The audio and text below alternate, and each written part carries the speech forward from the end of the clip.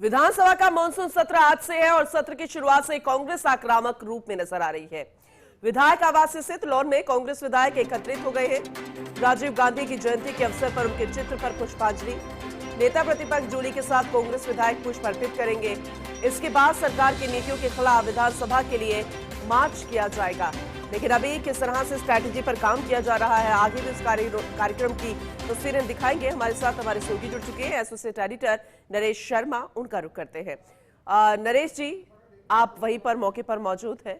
Monsoon सत्र, बहुत कुछ खास, राजीव गांधी की जयंती और ऐसे में विपक्ष का आक्रामक रुख, और ज्यादा डिटेल में बताइएगा।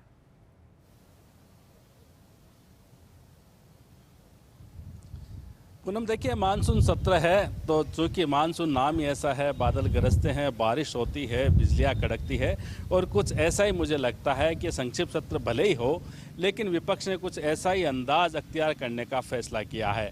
11 बजे से मानसून सत्र की शुरुआत होगी लेकिन विपक्ष के तेवर अभी से सामने आने लगे हैं। विधानसभा के ठीक बिल्कुल सामने जो विधायक आवास है वहां पर तमाम कांग्रेस के विधायक है वो इकट्ठा यहाँ पे हो गए हैं। कुछ देर में यहाँ राजीव गांधी की तस्वीर पर पुष्पांजलि अर्पित की जाएगी। लेकिन सबसे बड़ी खबर यह है कि कांग्रेस के तमाम विधायक कुछ देर में त्रिमूर्ति सर्किल पहुंचेंगे और वहां से पैदल मार्च किया जाएगा विधानसभा तक। तो कांग्रेस ने यह बड़ा कदम उठाया है पैदल मार्च करने का। ये पैदल मार्च यहाँ विधायक आवास से नहीं बल्कि त्रिमूर्ति सर्किल जहाँ मूक बधिर स्कूल है वहाँ से जो तमाम जो विधायक है वो पैदल मार्च करेंगे विधानसभा तक।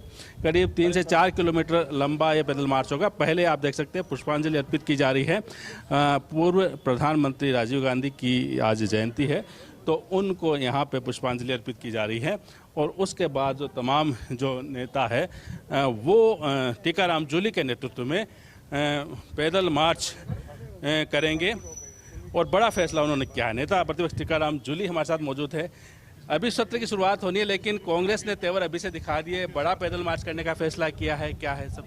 देखिए, जो बच्चों की आज स्थिति है वो जगह जगह से उजागर हो रही है। 4-5 जगह बच्चों ने स्कूल के अंदर से प्रोटेस्ट किया, फोटो वीडियो डाली, लोग गए, जनप्रतिनिधि गए और उससे सरकार घबरा गई कि एक्चुअली स्थिति क्या है। आप देखिए 9 बच्चे हमारे स्कूलों के अंदर दब के मर चुके हैं।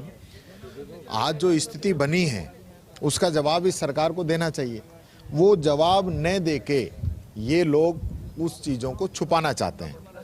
ये छुपाएंगे और हम दिखाएंगे, ये हमारा कॉन्सेप्ट है। तो आज का जो पैदल मार्च है क्या एक संकेत है कि कांग्रेस है वो इस मुद्दे को लगातार उठाती रहेगी? निश्चित तौर पर हम आगे भी उठाएंगे। ये आप समझ सकते हैं, राजीव गांधी जी को हमने नमन किया है।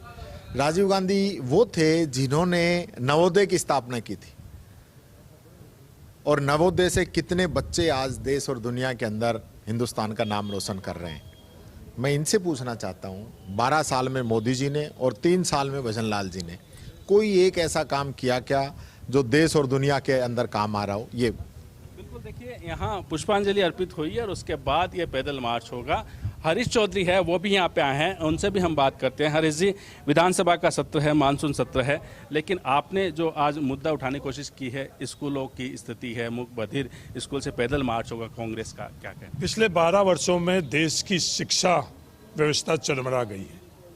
उस शिक्षा नाम की व्यवस्था इस देश के अंदर उसके अस्तित्व के ऊपर सवाल निकल गया है। जो देश की ताकत शिक्षा के क्षेत्र में लगनी चाहिए थी वो ताकत आरएसएस में लग रही है। ये मैं कहने के लिए नहीं कह रहा हूँ। 10 वर्षों में ओएनजीसी का सीएसआर का फंड 668 करोड़ रुपए अगर इन स्कूलों में लगता जहाँ ओएनजीसी का काम चल रहा है तो उन स्कूलों का स्वरूप बदल जाता है, पर उसके जगह आरएसएस की संस्थाओं में लगा।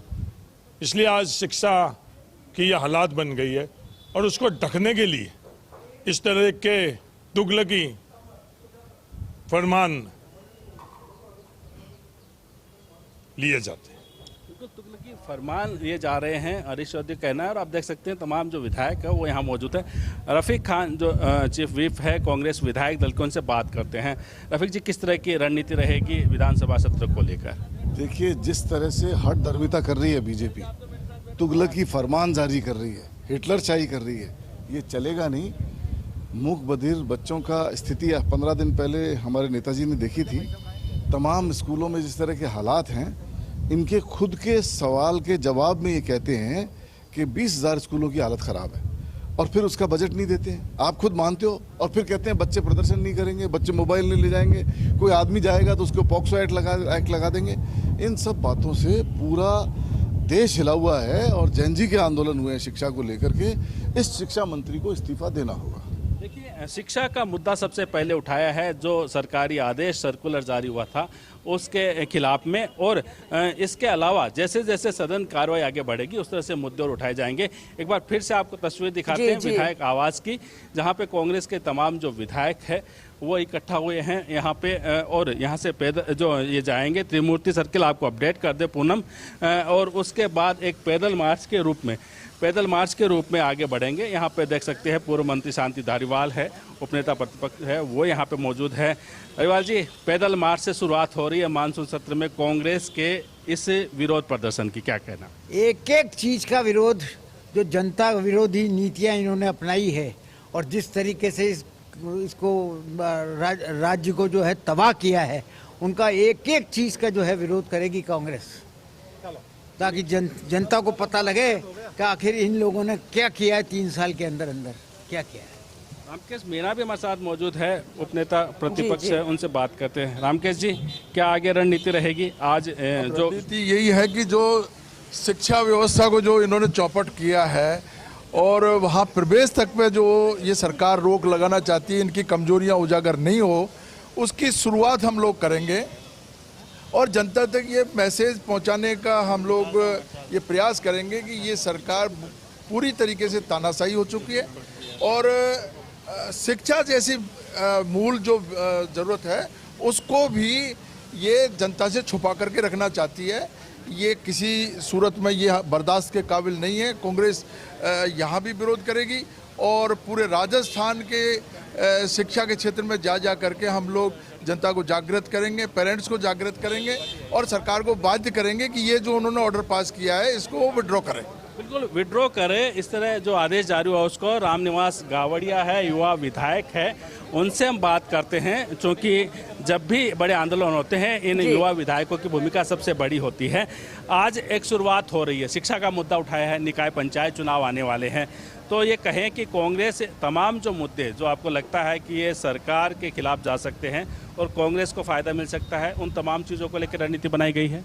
देखिए, हम लोग यहाँ राजनीति के बजाय ये सोचे कि पिछले 2 महीने से आप देश की अगर तस्वीर देख रहे हैं तो उसमें कहीं ना कहीं ये देखने को मिल रहा है कि शिक्षा के लिए आज का छात्र सड़कों पर है और ये व्यवस्था बदलनी चाहिए। इसको लेकर हमारी पार्टी के हाईकमान ने भी और प्रदेश नेतृत्व भी इस बात के लिए पुरजोर तरीके से राजस्थान की विधानसभा में इस मुद्दे को उठाएंगे और जितना हम सब लोग कर सकते हैं छात्रों के लिए उतना प्रयास करेंगे कि उनको अच्छी शिक्षा मिले, बेहतर स्वास्थ्य मिले। क्योंकि खुद रामनिवास गावड़िया छात्र राजनीति से आए हैं, इसलिए छात्रों की जो समस्या है वो बेहतर तरीके से बिल्कुल नरेश जी, आप बातचीत को जारी रखिए।